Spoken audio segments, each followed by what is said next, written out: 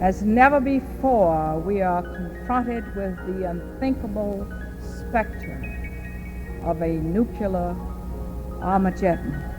By the time Coretta Scott King delivered this speech at the Cathedral of St. John in New York City, she'd been an anti-nuclear advocate for nearly 30 years. Coretta was an activist and leader. She stood for peace in a world of violence.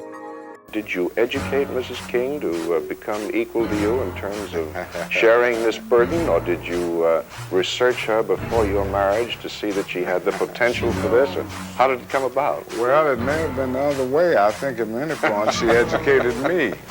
Her activism began in college, where she supported the NAACP and other peace and race-related causes. Because she was as actively involved and concerned when we met as she is now. She was ahead of Martin on the peace issue. For instance, she was the first to criticize the war in Vietnam. I call upon the President of the United States to stop the bombing in Vietnam now. And as her anti-war efforts escalated, so did her anti-nuclear activities. In 1957, Coretta was present for the creation of SANE, the Committee for a Sane Nuclear Policy.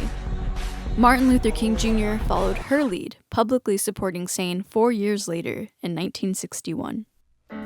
I refuse to accept the cynical notion that nation after nation must spiral down a militaristic stairway into the hell of nuclear annihilation.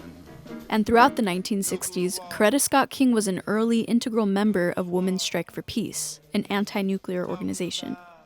The press failed to see that it was Coretta who was the clear leader when it came to peace and nuclear disarmament. Incidentally, in terms of the peace demonstration in Washington, I noticed that your wife was there, but you were not. A copy of of her address. Mm-hmm. And I wondered, as I read through it, whether you had any hand in the writing of it, or whether this stemmed from her,